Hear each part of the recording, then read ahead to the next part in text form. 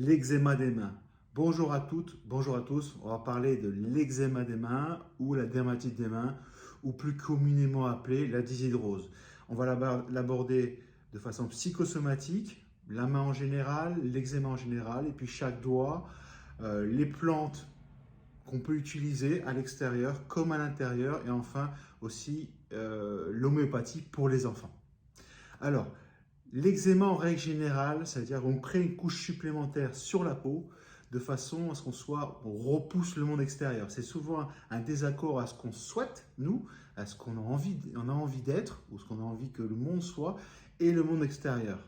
Alors c'est un peu comme si on ne voulait pas lâcher prise. Pour donner un exemple, c'est comme si vous preniez une poignée de sable et vous la serrez très fort. Forcément, elle va s'écouler. Par contre, si vous la tenez comme ça, rien va couler. C'est ce qu'on appelle le lâcher prise. Alors, on va parler par exemple du pouce. Le pouce, c'est l'estomac. L'estomac, ce qu'on digère, le côté rassurant, vous savez, quand on tient son pouce. Et ça correspond aussi à l'anxiété. Il y a aussi après l'index. L'index, c'est le gros intestin, c'est la tristesse, le chagrin, c'est l'élimination et l'évacuation des déchets du corps. Ensuite, il y a le majeur. Je ne le fais pas parce que c'est quand même pas poli. Le majeur, c'est le maître-cœur, c'est le chagrin, la tristesse. Vraiment, ce qui nous touche au plus profond de soi, c'est la réaction intérieure aux exigences extérieures. Et enfin, l'annulaire, c'est le triple foyer, c'est la vésicule biliaire, le système nerveux, c'est la colère. Et l'auriculaire, c'est comment ça s'appelle la tristesse aussi également, parce qu'il y a deux méridiens qui vont ça, parce qu'il y a le maître-cœur et comment ça s'appelle l'intestin grêle.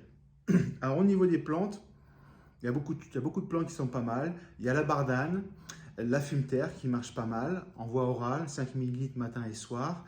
Il y a une plante que vous ne connaissez pas, qui est utilisée dans la tradition africaine, qui est la célangéline, qui peut utiliser en gel sur le dessus de la main, qui marche très très bien, c'est un peu noir, un peu collant, et par voie orale. Alors c'est une gélule par 20 kg de poids et ça marche super.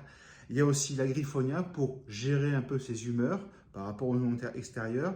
Il y a aussi le cuivre qui est un anti-inflammatoire assez puissant, le zinc, un antihistaminique.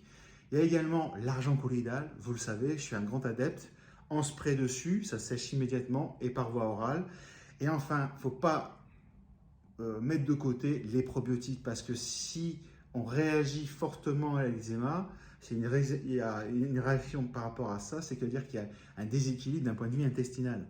Donc il faut prendre des probiotiques pour refaire la flore, parce que souvent chez le cas des enfants, ils mangent du lait, des produits laitiers, et en fait ils ont un système digestif immature et ça crée des glaires. Donc il faut prendre un peu des probiotiques, et puis chez les enfants, de l'homéopathie, l'Anagalis avertis en 5 CH, 3 granules 2 fois par jour. 3 granules 3 fois par jour. Voilà, si vous avez des questions, n'hésitez pas. Bisous bisous.